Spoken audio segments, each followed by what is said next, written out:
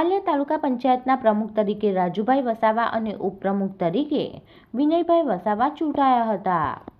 વાલિયા તાલુકા પંચાયત કચેરીના સભાખંડ ખાતે પ્રાંત અધિકારી ડોક્ટર પંકજ વલવાઈ અને તાલુકા વિકાસ અધિકારી એ.બી. તળપદા અને મામલતદાર જિજ્ઞેશ કામદારની ઉપસ્થિતિમાં સભા મળી હતી, જેમાં પ્રમુખ અને ઉપપ્રમુખ માટે ચૂંટણી યોજાઈ હતી. જેમાં પ્રમુખ તરીકે રાજુભાઈ ઈશ્વરભાઈ વસાવાને 11 મત અને ઉપપ્રમુખ તરીકે વિનયભાઈ બીજલભાઈ વસાવાને પણ 11 મત મળતા તેઓ વિજેતા બન્યા હતા.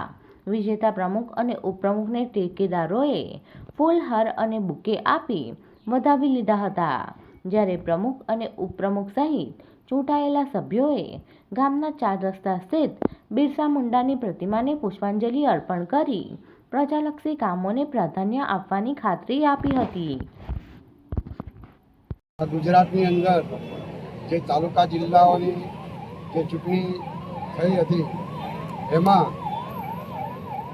ઘણી જગ્યાએ આમ આદમી પાર્ટીની ટીમનો વિજય થયો છે અને હું આ બિરસા મુંડા ચોક પરથી આપણા દિલ્હીના સંયોજક અરવિંદ કેજરીવાલજીનો ખૂબ ખૂબ આભાર માનું છું અને આ વાલિયા ભરૂચ જિલ્લા અને એની અંદર જે વિજેતા થયેલા તમામ ઉમેદવારોનો દિલથી આભાર માનું છું અને ખૂબ સારી રીતના અમારા જે આમ આદમી પાર્ટીના ઉમેદવારોને લોકોએ ગામમાંથી ઘરથી માંડીને કેન્દ્ર સુધીમાં ભાજપની સરકાર હોય પણ એમને જે આ જે પ્રજાએ જે ઉખેડી રાખીને ફેંકી દેવાનું જે કામ કર્યું છે એવી આ આદિવાસી ભોળી પ્રજાઓને હું ખૂબ ધન્યવાદ આપું છું.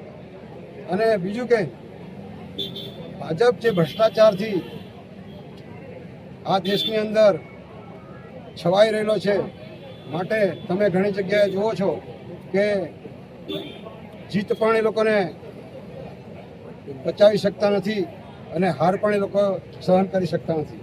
તો મિત્રો, એવા લોકોને અમે તમારા માધ્યમથી, પબ્લિકના માધ્યમથી જણાવીએ છીએ કે તમે લોકોનું બજેટ બધું ખાઈ ગયેલા છે અને ટૂંક સમયમાં અમે આ ઉજાગર કરવાનું કામ કરીશું અને લોકોના જે પૈસા ખાધેલા છે એ પૈસા તમને અમે પચવા નહીં દઈશું, કેમ કે ડૉક્ટરની કોઈ પણ ગોળી નહીં ચાલશે એવી દવા પણ મારી પાસે છે.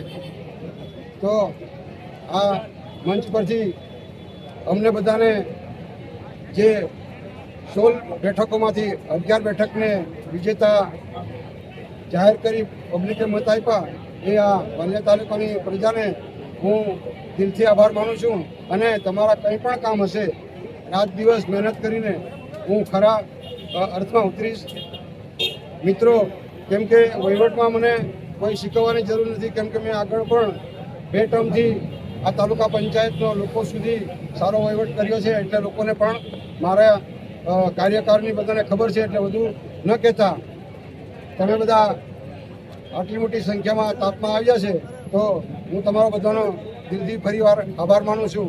આજરોજ વાલિયા તાલુકા પંચાયતની પ્રમુખશ્રી અને ઉપપ્રમુખશ્રીની ચૂંટણી યોજવામાં આવી હતી, જેમાં આપણા લોકલાડીલા ધારાસભ્ય શ્રી ચૈતરભાઈ વસાવા સાહેબના માર્ગદર્શન હેઠળ અને શીર્ષ નેતૃત્વના માર્ગદર્શન હેઠળ વાલિયા તાલુકા પંચાયતના પ્રમુખશ્રી રાજુભાઈ વસાવાનું ફોર્મ ભરવામાં આવ્યું હતું અને ઉપપ્રમુખશ્રીમાં વિનયભાઈ વસાવાનું ફોર્મ ભરવામાં આવ્યું હતું, જે આમ આદમી પાર્ટીના ટોટલ 11 વોટથી એમનું પ્રમુખ અને ઉપપ્રમુખશ્રીમાં વરણી કરવામાં આવી છે. તે બદલ અભિનંદન. અને ખાસ જે વાલિયા તાલુકાની જનતાએ જે આમ આદમી પાર્ટીના 11 ઉમેદવારો પર જે વિશ્વાસ મૂક્યો હતો તે વિશ્વાસ પર ખરા ઉતરતા દરેક ઉમેદવારો 1 મહિનો એટલો સંઘર્ષ કરવો પડ્યો હતો કે એ લોકોને લોભ લાલચ આપવામાં આવી હતી. 20 લાખથી લઈને 25 લાખ 50 લાખ સુધીની ઓફર કરવામાં આવી હતી. તેને પણ વાલિયા તાલુકાની જનતાના વિશ્વાસને ઉમેદવારોએ તોડ્યો નથી અને એ લોકોએ એનો સામનો કર્યો અને ધાક ધમકીઓ પણ આપવામાં આવતી હતી. છતાં પણ આટલી ખરાબ પરિસ્થિતિમાં પણ દરેક 11 ઉમેદવાર અડગ રહ્યા અને આમ આદમી પાર્ટીની સરકાર બનાવી વાલિયા તાલુકામાં. તે બદલ તમામનો આભાર અને અભિનંદન.